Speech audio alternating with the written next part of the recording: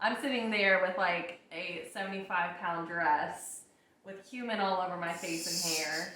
And I'm like, and music is just blaring and there's lights. And I'm just like, I think this is how I go out. Like, who knew? Bienvenidos a nuestro canal. Yo soy Pablo. And we are Familia Pablanu.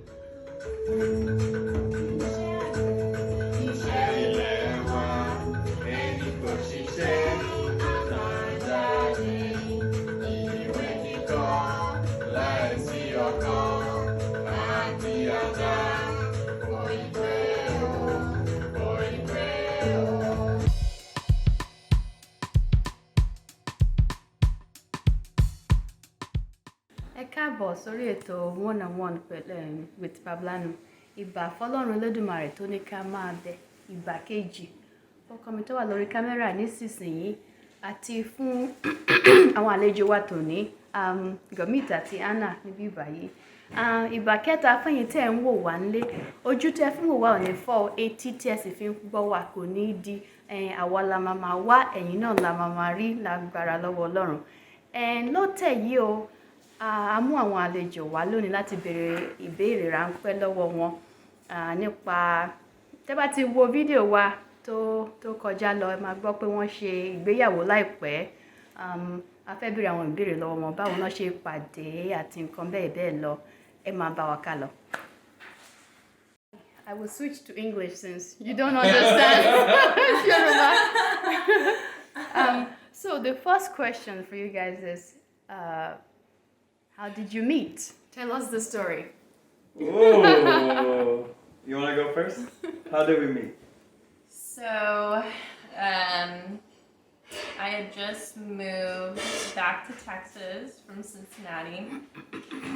And I didn't intend to date anybody, but I would do this thing. So online dating is a thing. And so someone had told me about Hinge, and I didn't want to download it because I don't like my pictures being out there or anything like that. But I did it, but I only did it for like 6 hours or like 4 hours or something like that. And I met two people, and it was Gurmeet and this guy named Austin. And I had to choose between the two, but I decided to go on a date with Gurmeet. And then we met a couple weeks later because I was traveling a lot. Ah, okay. And then we met at a Mexican restaurant. Yeah. That's how we met, actually. That's how we met. I think, we met. So we met at the Mexican restaurant, then we met one more time. The at next morning. a brunch place. Mm-hmm. And then you had to fly out that very morning. Yeah. Anna, what was your first impression of Gurmeet? And Gurmeet, what was your first impression of Anna? You want me to start? I can go first. Okay. So I was sitting at the table where we first met, and I was already there early, ordered food, and then I'm waiting for her. She walks in. She has these booty shorts on, so you can see all of her legs. And she just had this little top on. I forgot what the top was. And A shirt. A shirt.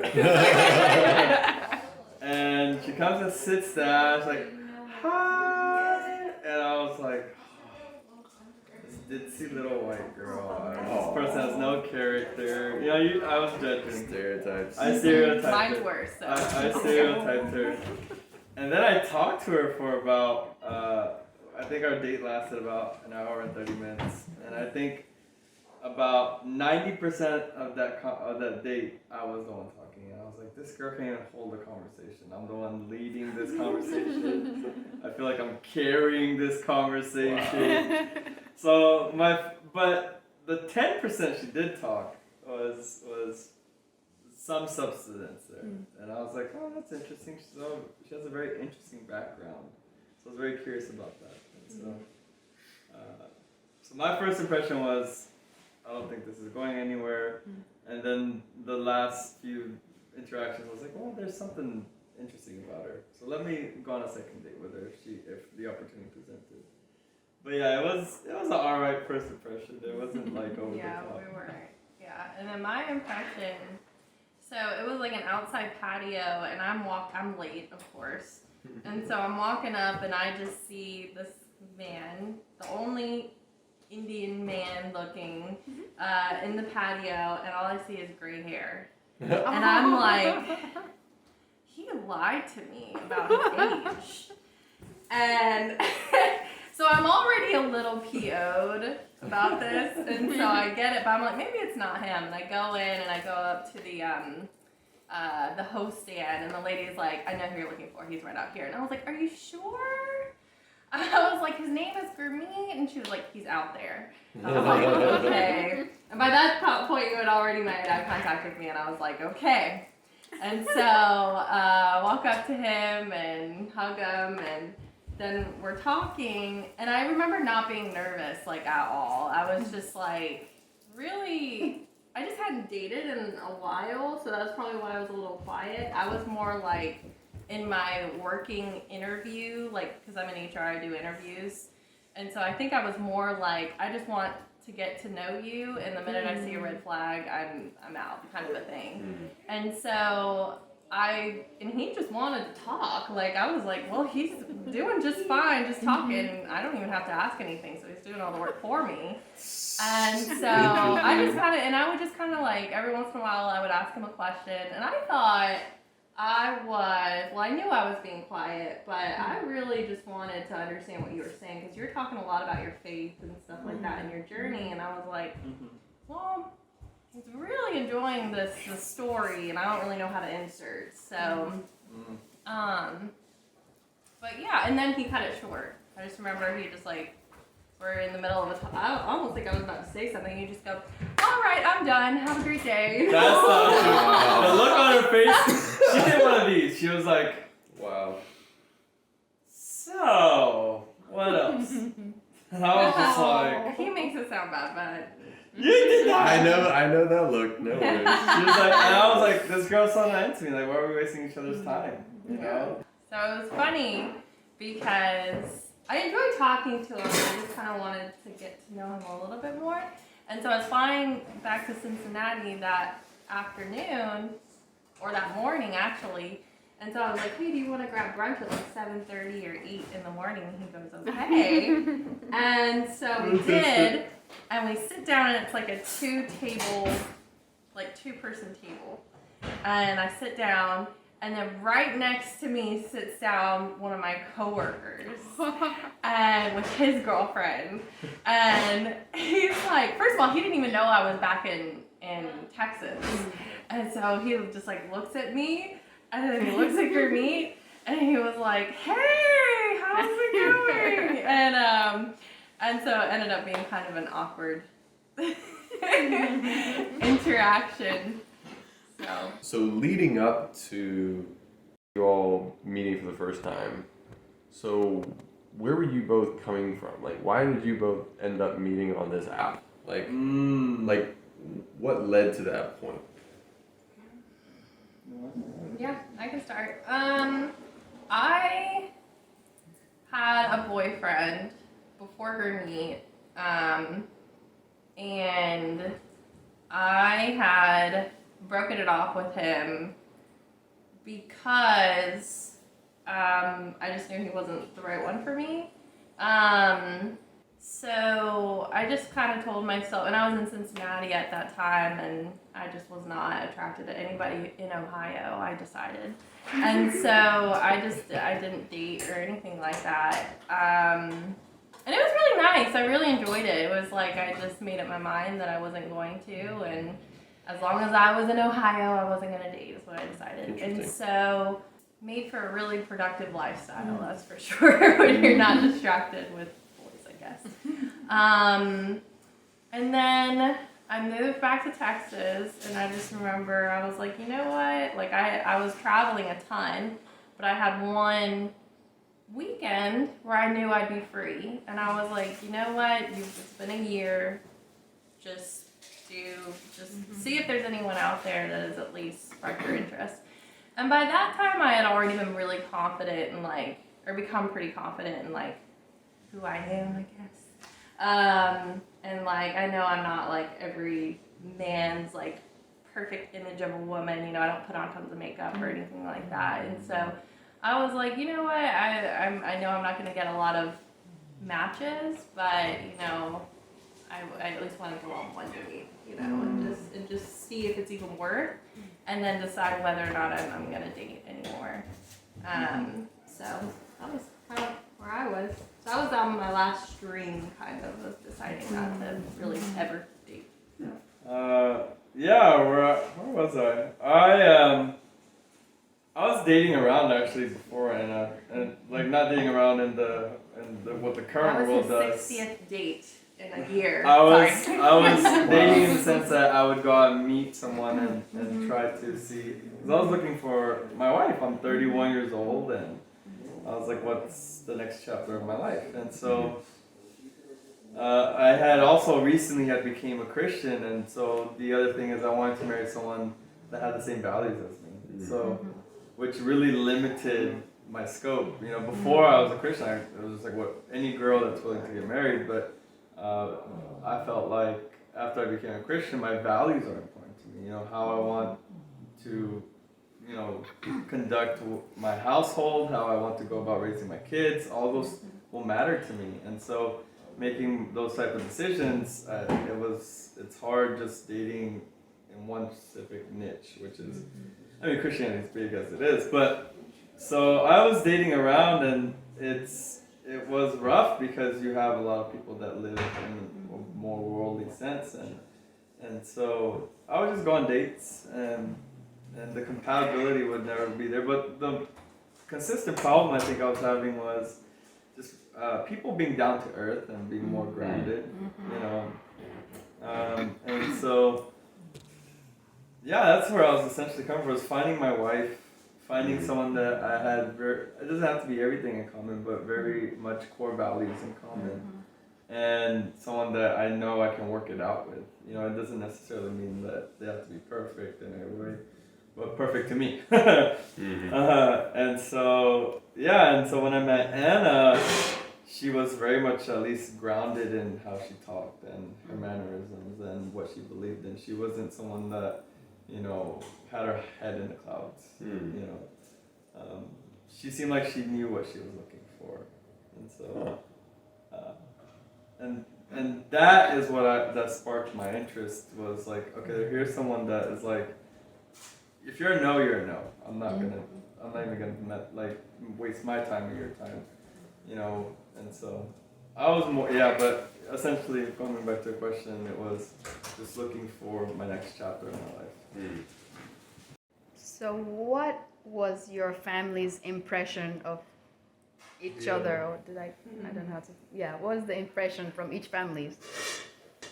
So I can go first. My family, I have an immediate family, and then I have an extended family who are comprised of two other families.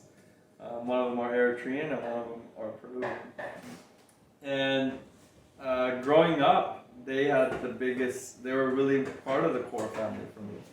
So my mom gone what she's gone through, she only wanted me to be happy. So find someone that you think you can be happy with. That's my only criteria. I don't care about the race. I don't care about, you know, anything else besides you're happy. But my extended family, they're the filter, you know. So I brought Anna around the first time, and they were just, some of them were like, oh, she seems nice. And the grown-ups, you know, basically my adopted father was like, nah, she didn't even talk to me, she didn't bother, she didn't make effort. Horrible first impression. And I was like, well, you didn't even get a chance to try to make effort on your part. You know, I called him out on it. And he's like, yeah, but, you know, and so, but it honestly didn't take long for, like, Anna to win him over, because he's just hard to be hard. Yeah. And by Now like, we're besties. now y'all are best friends. And so, but my common peers, people my age, they really enjoyed having Anna around. She's good at uniting people, and so my friends suck at meeting up. They need someone to lead that and spearhead that. So and Anna's just like, hey, let's come over, let's do this. And they're like, okay, that sounds good. And so they love her now. They're absolutely thankful for her. My parents loved Gurmeet. Yeah, my mom thought Gurmeet was the cutest thing ever. And then my dad was really excited to get to meet him. He was actually like, I've never seen Dad nervous ever until he met Gurmeet, which felt great.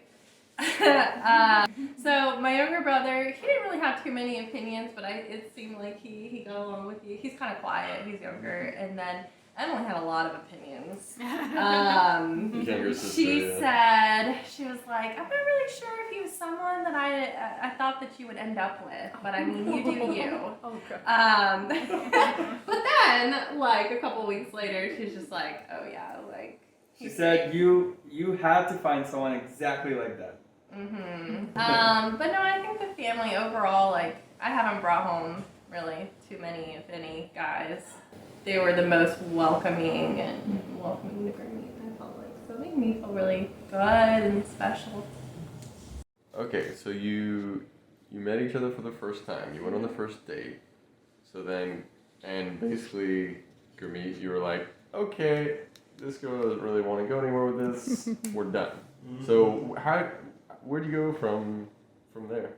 Yeah, so Anna actually, after a second date, messaged me and said, hey, I enjoyed conversating with you, but as a gut feeling, I'm not feeling it. And for me, I was already in this mode of like, okay, well, if it doesn't work out, on to the next one. It doesn't, for me, dating is getting to know someone, and I can only get to know someone as much as they want to get to know me. And so when she sent that, I was a little sad, and I was like, oh wow, that sucks. But I was like, okay, well, I'm gonna keep looking. I just chin up and keep looking out there. And it was, I want to say it was like easy to move forward. It was. Okay. I didn't think about it either. But for me, it was just like going forward. But we still stayed in touch a little bit, and I kind of felt that weird because I'm a weird person. Like logically, I was like, if you don't want to hang out with me, or if you don't want to date, why are you texting me? And I would reciprocate too. I would initiate every once in a while. Like I saw like a Cincinnati game, and I was like, oh, that girl's from Cincinnati. Let me message her that I like Cincinnati game as well. So we kind of still stayed in touch, but it was, I was just like, all right, so trying to find my wife, she's out there somewhere. So, from there, so we stayed in touch, and I think it was Thanksgiving actually last year. Last year's Thanksgiving, I don't think we had talked for like a week or texted at least.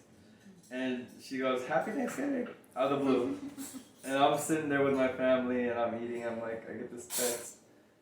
And I was like, this is so weird. What does this girl want? And I lean over to my friend. I'm like, dude, let me show you how confusing women are.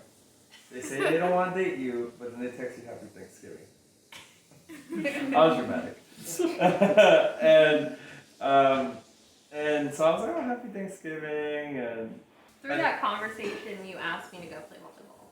oh, and so I played volleyball a lot, and we're always looking for people to play. And I was like, okay, we can bring the girl. We need more people, and we need to mix it up because there's more guys and girls. So why not add another one to the team? And so we're messaging back and forth, and I invited her to come play volleyball, and she was like, oh yeah, I used to play, and little did she know, like I play competitively, so I was like, oh okay, then she must be really good. We need someone. And so she gets back, we go out to play volleyball, and she steps out onto the sand volleyball, and I just sent her the ball, and she goes, and I was like, this girl doesn't play a lick of volleyball. That's funny. But I was like, I thought okay. I could fake it till I'm So- how hard could it be? Great. Well, Anna, so why did you go? Like, why did you want to go with him? So in Cincinnati, actually every place I've ever lived, I've always had like a core group of like guy friends, and it's always been really fun. And so I kind of like after going on a date with him, I was like, yeah, I'm not gonna be dating for a while. And so I was just like, you know, I'll do what I do best and be a bro. So, because I enjoy it and I needed friends, and so. And I wanted to be more active. I was just excited to be down south where it's warm. I was like, yeah, get a tan, make some friends, probably embarrass myself. But if nothing else, you know, I'll get some exercise. So that was why I went. It wasn't much more than that. You sure? Well, okay, so I show up and I'm the first one there. And I thought it was like a structured time that I was supposed to be there. And he wasn't there yet. And he strolls up maybe like 15 minutes later. And yeah, and he's got all of his, and I thought there were going to be more girls there. Because he was like, yeah, we need more girls. And I'm like, well, there must be a couple girls. Right. No, he meant a girl. We need a girl. We have one girl coming, but she bailed us like a. I have yet to meet this girl. Anyway, he shows up with his posse, all dudes, all single dudes.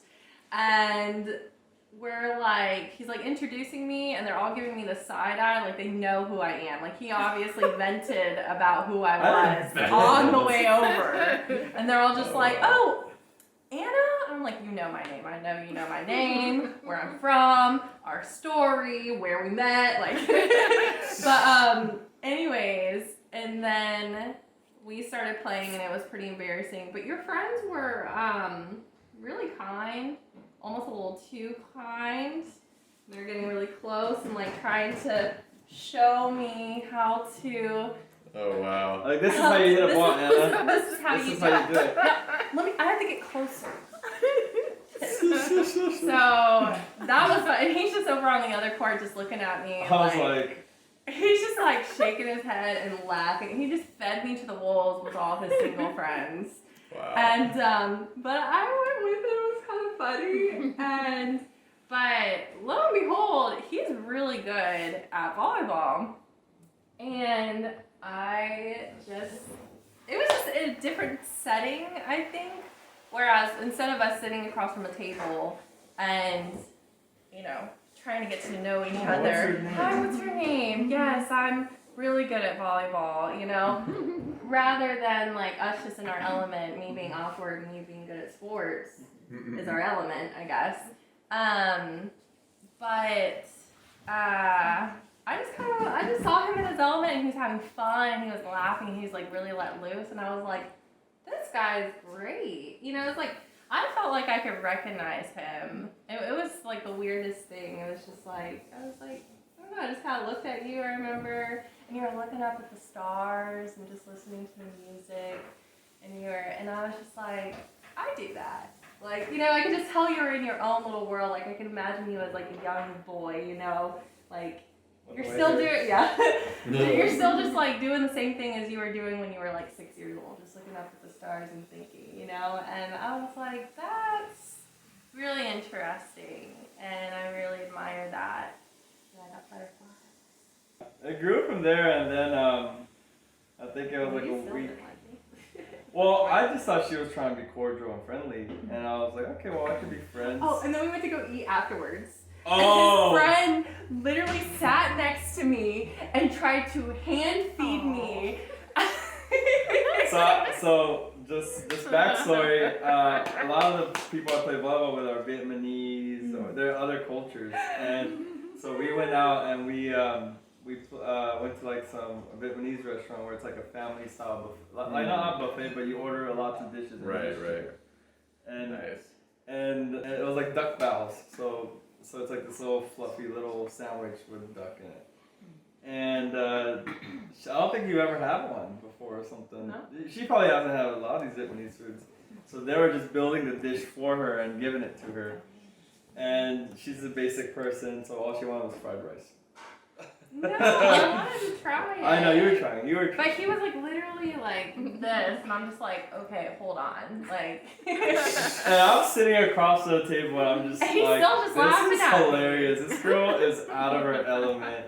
But the other thing, I was like, man, like deep down, I was like, man, she has some confidence. Like, I would never go to dinner with 5 strangers I just met. Like, I would probably want to. Men, yeah. Yeah, men too. Wow. And you know, it's like at least get to know, you know, like, so I was like, good for her, like she's out here just doing her best. and then a week after that, That was a couple days. she asked me out for drinks.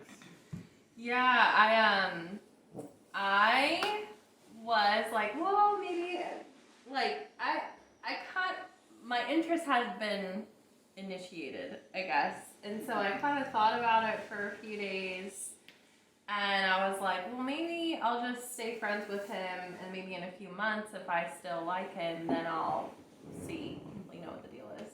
And I also felt kind of stupid, because 2 weeks prior to that, I had, you know, texted him saying, oh, I'm just not feeling it, you know, and I knew I'd really have to swallow my pride. So it was a good situation. It was a learning experience for me. So, anyways, I had texted my friend from up in Cincinnati, who's also Indian, but that's not the reason why I texted him. And I said, I was like, hey, like, what should I do? You date a lot. What should I do? And he was just like, honestly, he's going to find another girl in, like, probably 48 hours, so you should probably, like, talk to him, which is true. I canceled all those dates. Yeah, after I said something. But yeah, so I texted him and just asked him out for drinks. And this is also another reason why I liked you. He goes, actually, I have a better idea. And he plans this whole thing for us to go do something with his guy friends. No. Oh, this is. I want to clarify. She was reaching out to me and she asked me out for drinks, and I was like, that's boring. I don't do that. I don't go out to a bar. For me, that's boring. So there's this place called Cidercade, which is unlimited arcade games, and you can still drink. And I was like, that's more fun. And I still had this impression. I was like, okay, she just wants to be friends. Maybe she has a cute friend she can introduce me with. Fine, you know, let's be friends. So I was like, okay, I'll be friends with you. And because I thought we were friends, I was like, one of my guy friends was like, what are you doing tonight? I was like, I'm going to Cidercade. You can come if you want. And he actually showed up. and so it was just the 3 of us, me, her, and my friend, and we were just going around playing bar games and it was the same guy who tried to feed me. Yeah. He's like, I'm definitely coming. Oh yeah, and he was just like, yep. And so I genuinely thought at this point we were just friends. I didn't think there was something being built here. I was like, oh, I'll be friends with her. Yeah. You picked me up though. You picked me up. That was because it was on the way. What about this text exchange? I did feel like, what the thought heck is it. wrong with this? Like, I feel like I'm getting some mixed signals here, and I would just start, like I said, I would convince myself to be like, oh, we're gonna be friends. We're just gonna be friends. She's being friends. I'm an idiot for seeing it more than that. We're friends. But deep down, I would be like, why are we, like, what is going on? Why are you? Yeah, you thought I was like just going with the wind, I guess. I thought she was Pocahontas. She was going with the wind. Yeah. Which in my mind, I thought I was being very intentional. I mean, I knew how it was coming off to you, but in my mind, I was like, no. And then I was like, oh, never mind. Well, that's stupid. I feel really dumb right now. But might as well shoot my shot. Yeah. So, and it's going to confuse him a lot. I was confused. That was really what it was. That was frustrating. Okay, so you had this triple date, or, well, Yeah. 3 people getting together and doing something, arcade games, and then after that, what? After that, so I had picked her up. So after the day, not the date, I was dropping her off, and we were just talking, and I was just, you know, sharing my opinion on God and stuff, and she was just like, wait, let's back up a second. I'm just so confused. You're an Indian guy, but how are you a Christian? I don't get it. You know, because Indian people, at least Punjabis, are not naturally Christian, and so I started getting into, you know, how I got there and why I think I believe the way that I believe and all these things, and we're just sitting at this point. I'm just sitting in front of the house, just talking to her about it, and I'm just sharing my faith to her and my testimony, and she's just very intrigued. And then I was like, okay, well, I had fun, and we were wrapping it up, and then she started talking. Yeah. And Well, he was talking about his faith, and he made this comment. He was just like, I don't think, you know, anybody can really see my heart. I remember you said that. yeah. And I was like, well, I have something to say. And I was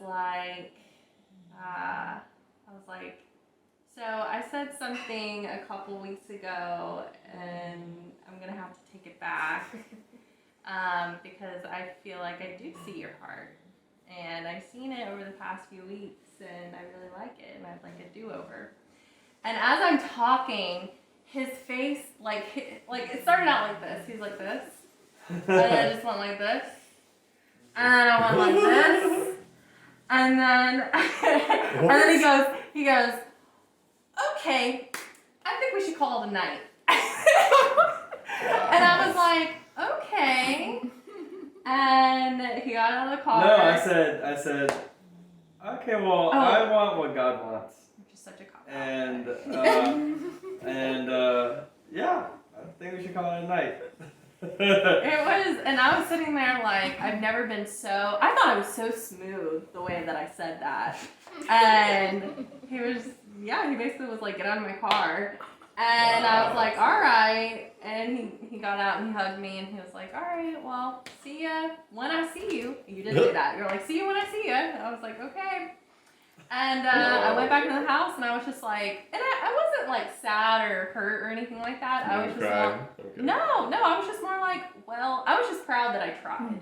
Because an issue that I've had it was actually right after I told him I didn't really like him. I flew up to Cincinnati and I had To break another guy's heart. Nice.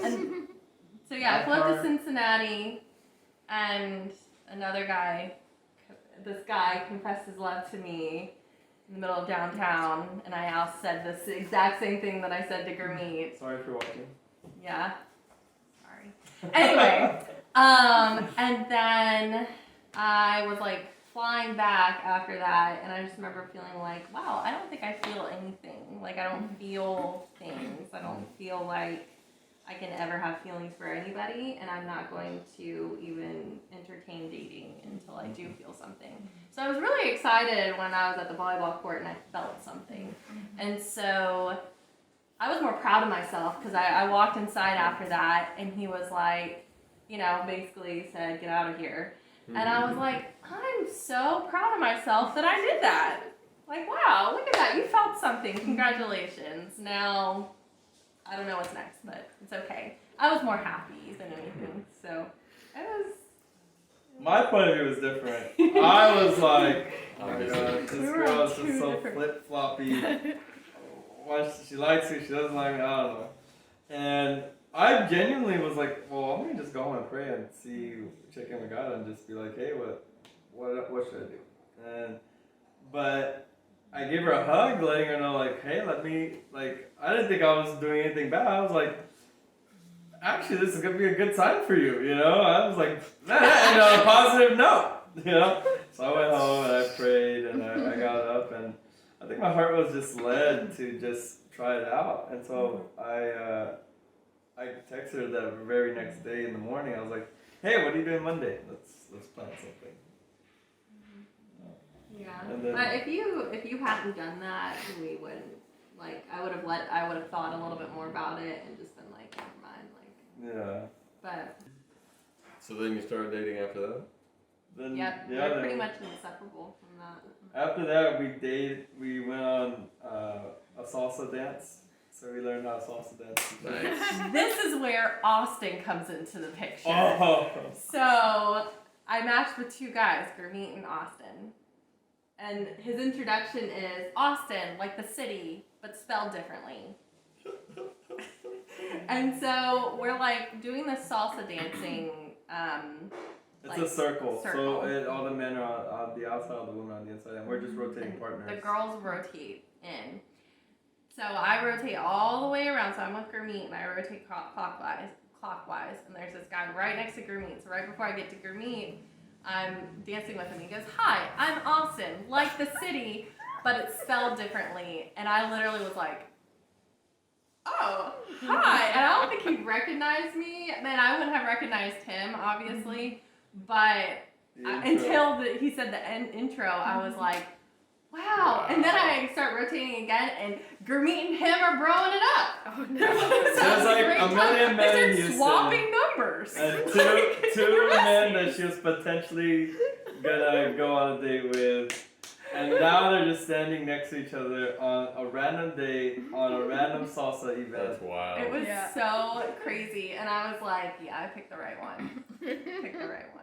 Wow, that's fascinating. I know, Yeah, it was really funny. she told me that afterwards, and I was like, what? I don't Like, know. there's What are millions the and millions odds of that? people in Houston coming and going every day. Like, how in the world? It was funny. Wow, that's amazing. Yeah. And then we're also talking, and I'm like, man, you're a great salsa dancer, so I need to learn from you or something. And he's like, no, man, I see you out there, you're doing great. I was like, thanks, man, thanks for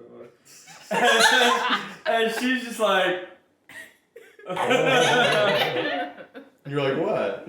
I was like, hey, it's my friend Austin. And that was the first date after all that. Everything, yeah. So it was just really funny. That's funny. Yeah. Well, then we just dated. Yeah, we would show up at each other's places, and sometimes we watch movies, and sometimes we went out. And we walked a lot. We both got COVID too during that time. So there was a period where I was sick, or she was sick first, and I would just drop by the house and leave food and leave a message, and then I would just go on my day, and so it was like we just started dating, and I don't see her for like at least a week and some change, but we still stayed in touch, and then after she was done with COVID, we went for Christmas with my family, and that's when she first met my family. Well, I remember it was the day that I was supposed to go back to South Carolina. I was going to drive is when I got diagnosed with COVID. And the day that I would be done with quarantine was Christmas Eve. And I just remember thinking, I was like, something's up. Like, this is really interesting. I felt like things were at work, you know? I was actually sad she was going to drive back to South Carolina because we just started dating, and now she's disappearing for 2 weeks. I was like, oh, this relationship is already crashing, it felt like. Yeah. But she ended up staying and just had COVID, and then once she got past that, it was Christmas Eve, and then we went to go meet my family for the first time, and we were exchanging gifts, and after that was New Year's. Literally the 2 weeks right after, we went to go see her parents in South Carolina, which was an adventure because it was my birthday. We were planning to go to South Carolina, but we couldn't. There was a blizzard coming in. And one of my friends suggested, why don't you fly into Atlanta, Georgia and drive 3 hours? And we're like, okay. So literally on the middle of the day, 1 p.m., we booked tickets, flew to Atlanta, Georgia, got a car, and flew all the way down to South Carolina just to make that happen. And it was like an adventure. And it was so fun because you know, she was just like, let's do it. It wasn't like, oh, we need to plan. You know, like there's so much, depending on personalities and your relationship. Some people are like, no, let's plan this. And she was just easygoing, like she's going with the flow. And I was like, wow, she's kind of, man, that was easy.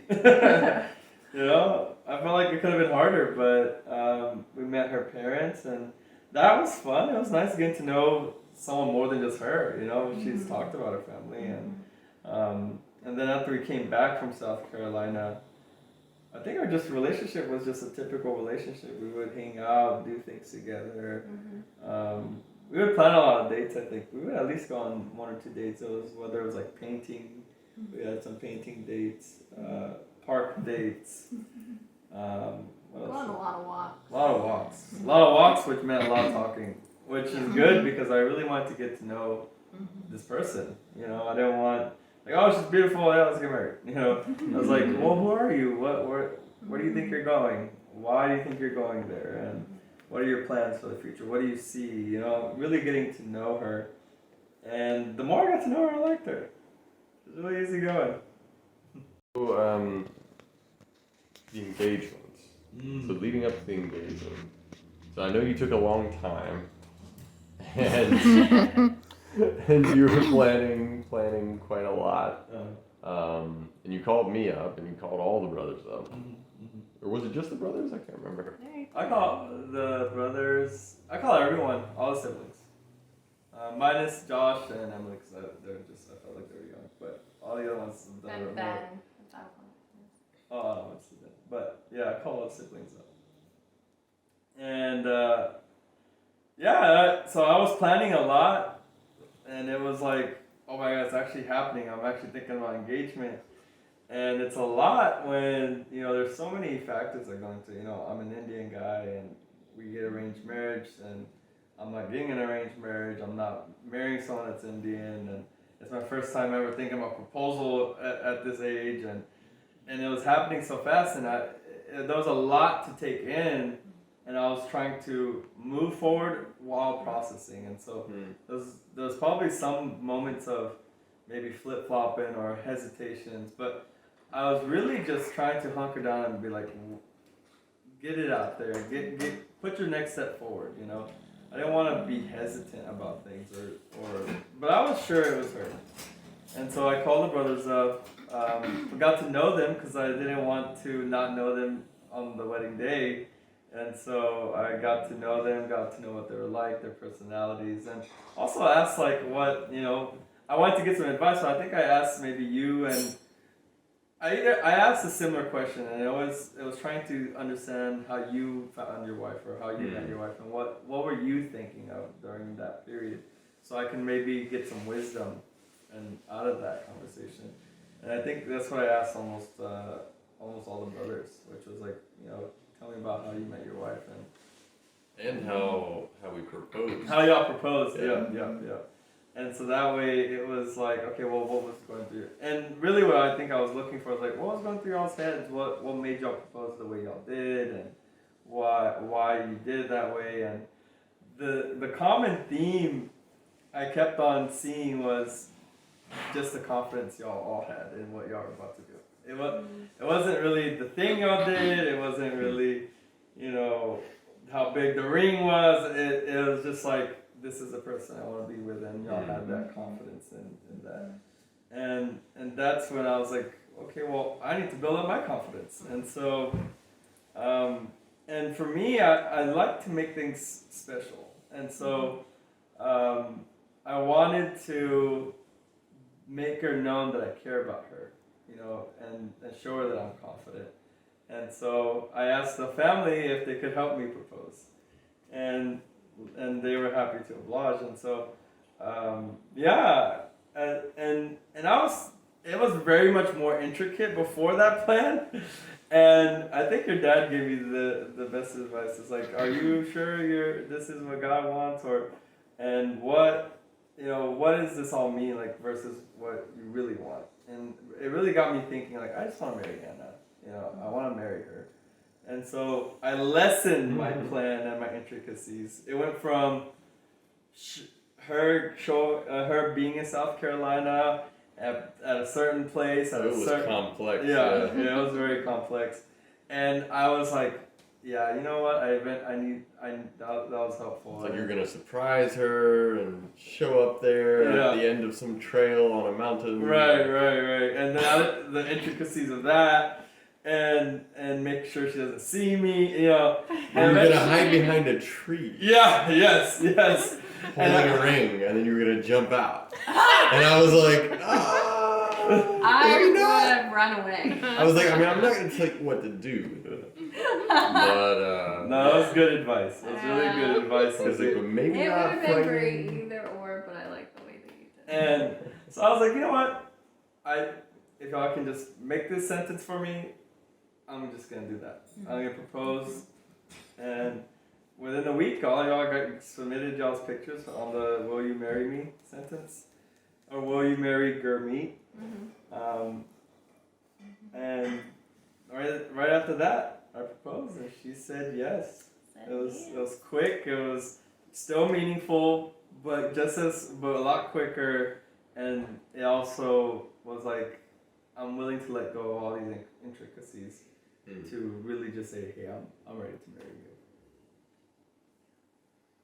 I thought it was a stroke of genius getting her side of the family to essentially make a proposal. I was like, wow, that makes it to where we have no excuse. My family proposed to me for you. Yeah.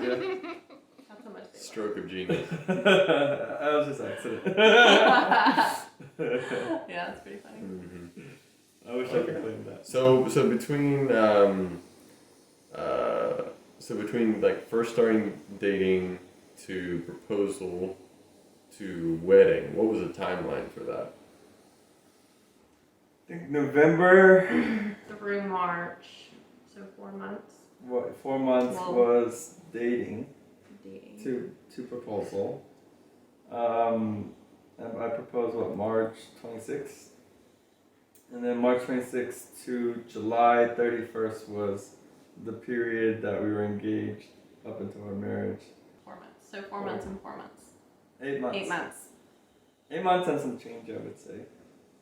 Very efficient. Yeah, 8 months and some change. Yeah. Very nice. Yeah. Very nice. Yeah, I remember the dates. You weren't quite sure, and yeah, it took a while trying to find the date. What was up with that? Of marriage? Yeah, like when did we want to? We got engaged in March, but for a while we're kind of in limbo. Yeah, well, I know for one, I was soaking in not only dating someone, but now being engaged to somebody. That was a little bit of it. Second was the family was in South Carolina and had some limitations as to whether or not they could come to Texas. And so we gave ourselves a timeline of May 31st, so the end of May, to decide whether we're going to have a Texas wedding or a South Carolina wedding. Obviously, all of his family's in Texas. My family's all over the place, but, you know, if we were to do it in Texas, it would have to be a very small, you know, just a really tiny wedding. And more people will have to travel versus in Texas. And I know in my heart I really wanted to have it in Texas just because they have I just always imagine getting married in Texas. It's just I don't dream of a lot of things, but that was, I didn't really think a lot about the wedding, but I always thought about having a Texas wedding, just because of the open skies and, you know, all that. So, and then we kept going back and forth because we're really, you know, obviously if we did it in Texas, some people will get left out, and that, you know, bothered me a lot. But it was perfect. Like at the end of May, we were just taking a walk, and I think I said it, I was like, I think we need to do it in Texas, and you were like, yep. And that was it. For me, it was, so we had gotten engaged, and I try to be practical, even though sometimes I'm not. And it was a few factors. Where do we want to get married? How quickly do we want to get married? And I wasn't in a rush to get married. I wanted the date to be something that we both wanted. And so that was the first thing. And I didn't think, like, I had proposed like March 26th. If we both would have been like, oh, let's get married June, or April, at the end of April, I just wanted it to be like, that's something we both agree on, you know. And I think we're both in this limbo, feeling like we don't know the date, and more so, we don't know the area, we don't know the logistics, and then I think subconsciously we were also just trying to still get to know each other. I mean, we've only been dating for 4 months, and now we're engaged. It's like, well, what's that like? You know, what is engagement like? Not because it's now more serious, you know. you're basically off the market. and so we were also still growing in each other still, and so we're still learning about each other, how we would live now. Like when you're dating, you are just getting to know each other and how y'all's dynamic works. When you're engaged, it's solidified in the family dynamic. Are you gonna work while we have kids? You know, now you have bigger conversations and more serious conversations on what your family dynamic should look like. And I don't think we had entirely talked about those things. It was kind of like a grace period of still getting to know each other, wanting to work on the logistics little by little, and then also just thinking through our future at the same time. Like asking hard questions without it being weird. Yeah. Yeah. And so that was, it gave us enough time to really work on ourselves still, but also plan a wedding, because there goes that. And also being different cultures, it's like, do I want to have an Indian wedding, and what would that entail for her, and I also want to be mindful of her and where she comes from and how weddings are done. So it was like, okay, do we just have one day of weddings? Do we do the Indian style where it's like 3 days of weddings, 5 days of weddings? And then also figuring out our financial situation. So there was a lot of factors that needed to be looked at and that we agreed on before we could say this is the date. And so, yeah.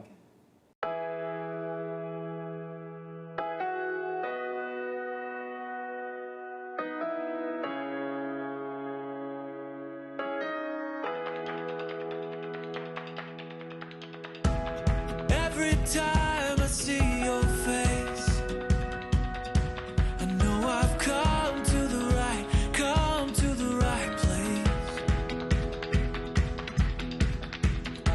And every time I see you smile, I can feel it for a long while. And I'm so excited to wake up. Let's fast forward. You got married, and if anyone wants to see the video, we'll have it in this description. So now you're newlyweds. How is the first few months? How is being married? How's it going? It's amazing. Wow. It's been really awesome. Yeah, that's all I have to say. You can. The common, not everyone has said this, because I've asked a lot. I've asked around because I'm always into engaging for advice or wisdom, you know. And the only way you can gain that is if you learn through other people's conversations or experiences. You can gather wisdom for yourself, and so a lot of the advice I would get from members of the church or just anyone, our closest friends, was like, marriage is serious. First year of marriage is crucial. And so I'm thinking, okay, I gotta really work. I gotta strive to make this marriage successful. I gotta lay down these foundations, the concrete and everything. And something. It's gonna be a struggle. And I thought it was gonna be a struggle, like in terms of lots of work. And so far, because we've enjoyed each other's company and we've really been having lots of conversations, lots of walks, and we're checking in with each other daily. I think that's one of the key things I think me and you have both found, is we're constantly checking in on each other. It's not you go to work, I go to work, you come home, we cook, and we sleep, and that's it. And then a surprise happens, like, well, I'm mad today. It's not. It's more like, hey, how are you doing? Hey, how are you doing? Hey, how are you doing? And because we do that so frequently, it makes the ground, like laying down great foundation for your marriage a lot easier, because little intricacies where things could be off, you're already fixing and working on them. So I don't know the struggle people describe in the first year of marriage. Mind you, we've only been married for what, 4 months now? 3 months? Yeah. And it's been joyful, and we've had fights. We've had some fights, but every time we've fought, the moment we've come back together, it feels like we're built up stronger. Yeah, I think when we first started dating, like, communication was really tough for me. Like, he mentioned how I barely said anything on our first date. Not intentionally, but like that was just, I was really reserved. And so it was really, he worked on it with me, I think, he challenged me to be more open and like vulnerable, which I thought was just like a millennial like buzzword for the longest time. But it was really challenging for me to just be like open and honest with him. But once I finally got to that point, our communication became like really, really good. And like, I think like our first couple weeks of being married, there could have been like a couple things that could have been bigger than they were, but we were just had already gotten to a point where we were very good at communicating and like knowing when it's good to walk away, but always come back. And yeah, and I got to a point where like, even if we were having an argument or something like that, like I was within the argument, like already excited because I knew that we were gonna come back together like even stronger. And it's like a really hard workout, but at the end of it, you're just like, wow, like I've got that running high and it feels amazing. Like that's what it felt like. I want to jump in and build on top of that. So being a Christian, my personal belief in this is I wanted her to also have a relationship with God.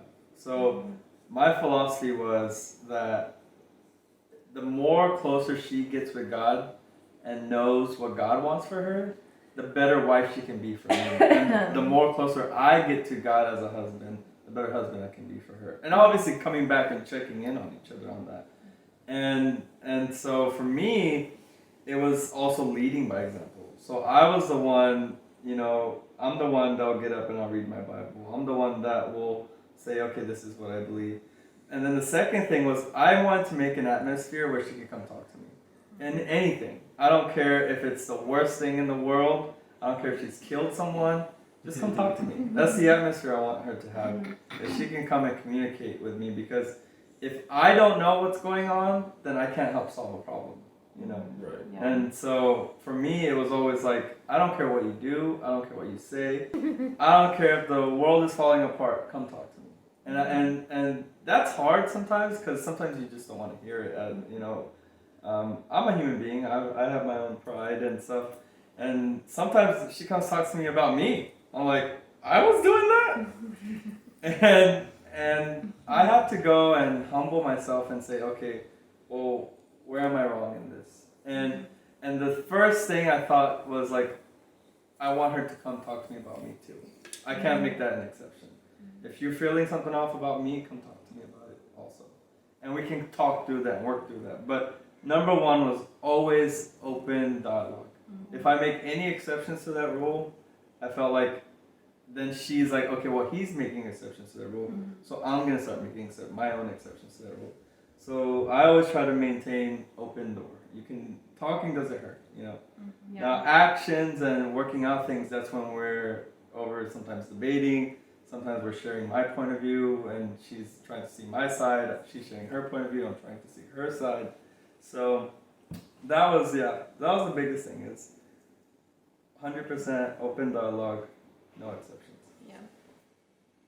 So do you have any, has there been any sort of cultural differences? You say towards work.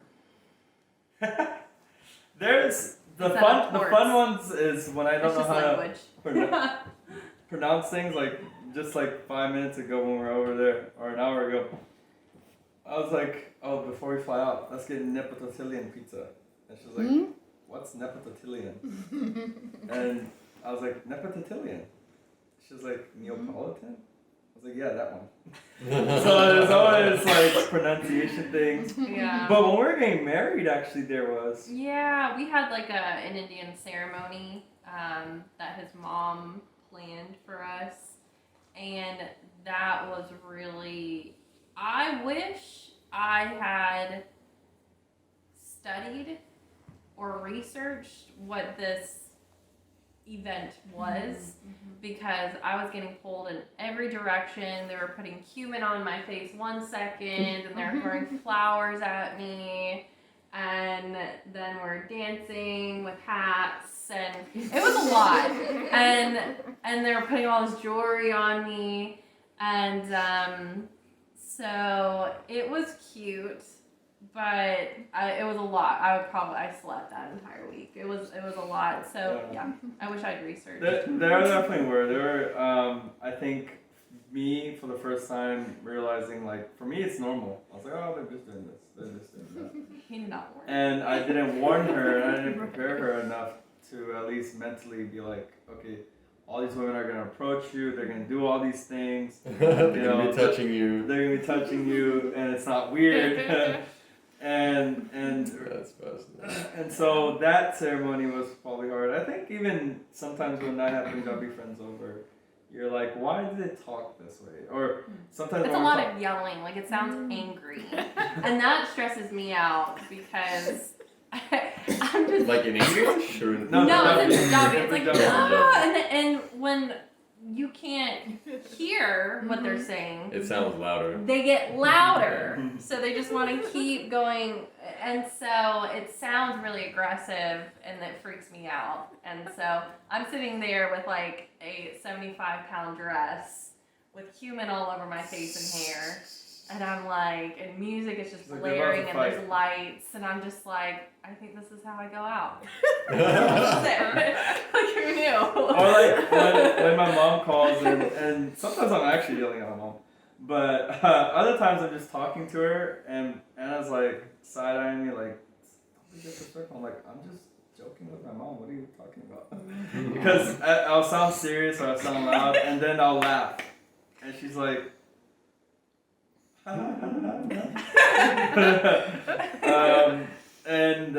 So I think there's like learning like just body language and tone of how I speak, and just the culture of like, because we also have a big culture of respecting people older than you. It's not just your elders, it's like someone that's 40 and I'm 30, I'm gonna show respect and things. And so and it's like, okay, if we happen, like we had some random guy stay with us.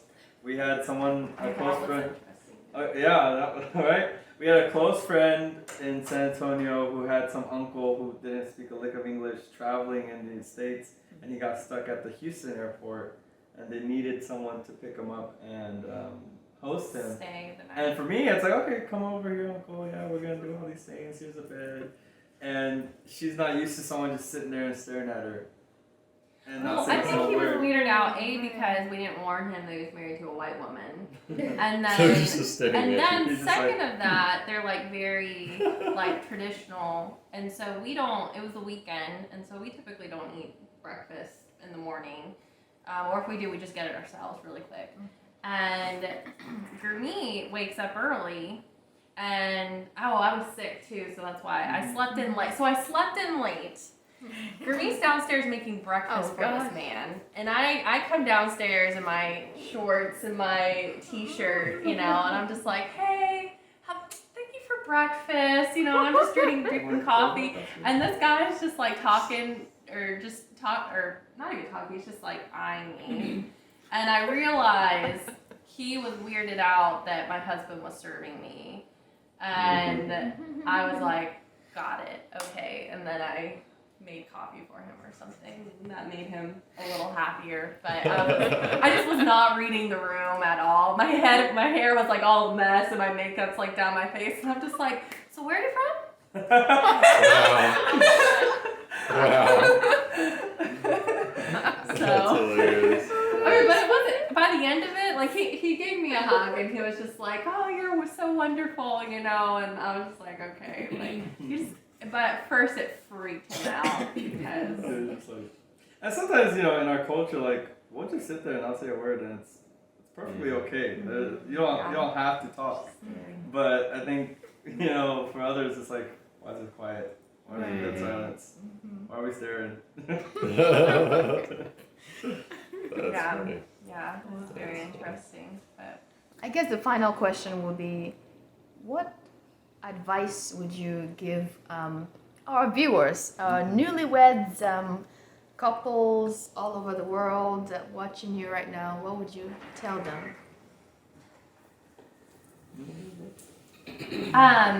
My advice, or something that helps me at least, is when we first started dating, I always go back to the thing that I said to him, which is, I see your heart.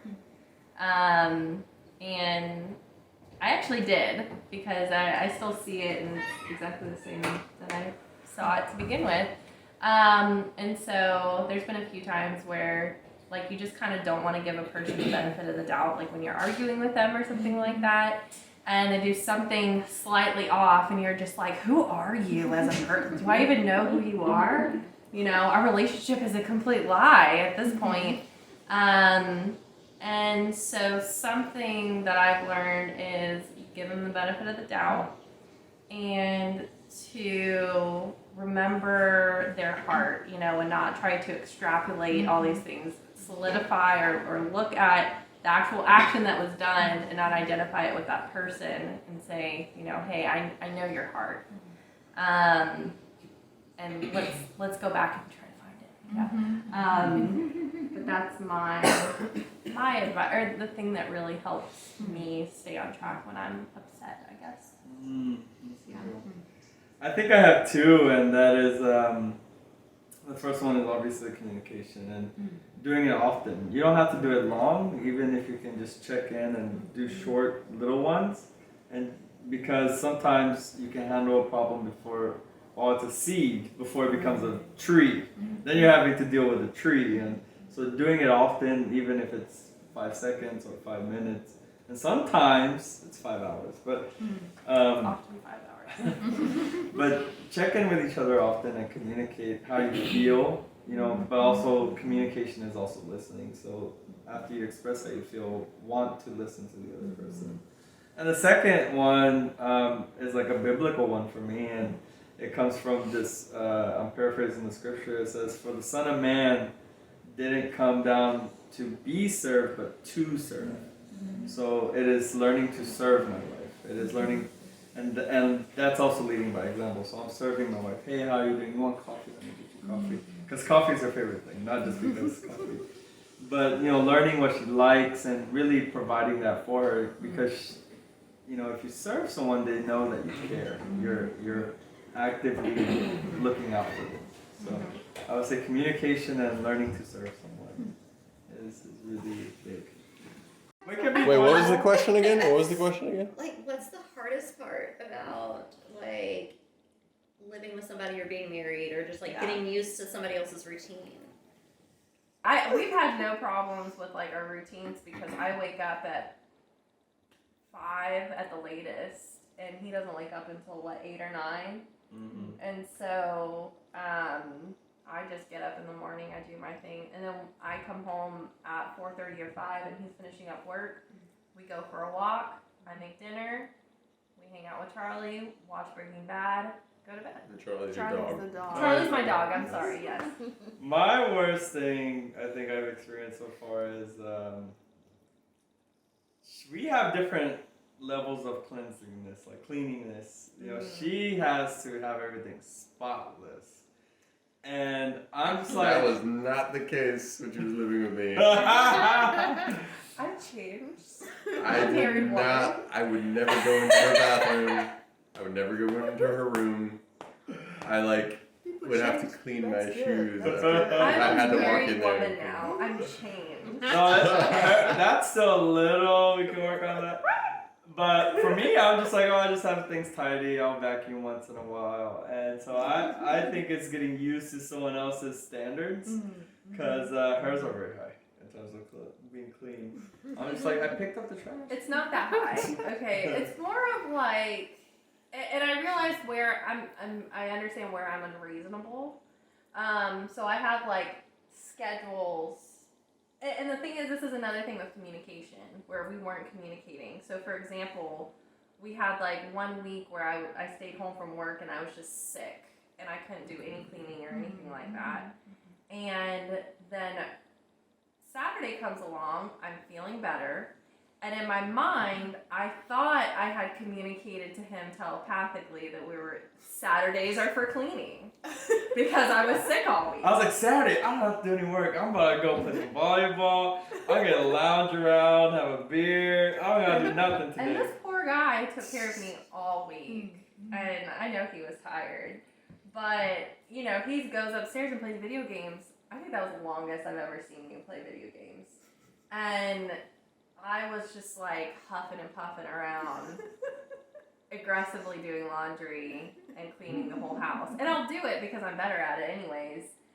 But, and I'm more efficient. You're better at it. You're more efficient. And then, but yeah, at the end of the night, I had a talking for him. I was just like, you just don't, and he's like, you didn't tell me that Saturdays are for cleaning. Like, she didn't say anything. I was just like, okay, well, I was like, really? I thought I did. I'm gonna enjoy today, where she was just like, we're supposed to clean everything, and this was like, and the thing also, is, you're supposed to spend time with me because I've been sick all week. the first 8 hours she didn't say anything. She was just doing. I was like, okay, you don't have to do that. I mean, do you want it? And she was just like, and I was like, something wrong? And then she was like, we're supposed to clean today. And I was like, I didn't know that. I'm enjoying today. I know. So it's just like different. I think the Different funniest story I have about cleaning is it was actually a couple weeks ago. I wake up, it's Saturday, it's beautiful outside, I'm in a great mood. I go to the Woodlands to the chiropractor and like get my pressed cold juice, and I just feel so great. And I go back home. Oh, and before I left, I was like, hey Gurmeet, can you just pick up the clothes and put them in the laundry? And in my mind, that is, hey, can you just do the laundry? And so, but he thought it was literal, pick up the clothes and put them in the washing machine, but don't do anything else. And so I show up. Oh, and I think the wet clothes were already in there. He transferred them into the dryer, but didn't turn on the dryer either. I don't think I did. So both doors were open. Nope, both doors were open. And I just like, my whole world just comes crashing down in that moment. And I like drop my pressed cold juice. And I'm like, okay. I was like, you told me to put it in the laundry. I did. Stomp upstairs in my Lululemon leggings. And I'm like, Gurmeet, you could turn on the laundry? And it's funny, and I'm laughing about it now because I realize I'm ridiculous. But like, it was funny. That I was like, so I have to tell you to turn on the laundry? My logic was maybe she was like, put it in there. I don't know if she had other plans with it until she got back. So I was like, I'll just put it in there, and if she has other plans with it, then she can do them. To clean it. Well, it's okay. I hear you. I would probably have the same thoughts. I said, okay, so you want me to put it in, but maybe she wants to add to it. Right, like, I don't know what else is there something that she wants? We should just always be on the same wavelength. And that's where communication goes. Yeah. And patience, lots of patience. Yeah, but we've been better about those arguments. Like, I think I've been not as huffy recently. I just do it. I've been more tentative too, but He has been. That is it. That's all we have today, guys. Join us next time on One-on-One with Pablo. And we hope you enjoyed the show. Please like, subscribe, and you can follow us on Instagram as well as Facebook. Until next time, kí àlàáfíà Ọlọ́run kó máa wà ní ọ̀dẹ̀dẹ̀ gbogbo wa. Ire o. Sasriyakal. Nice to meet everyone. Bye.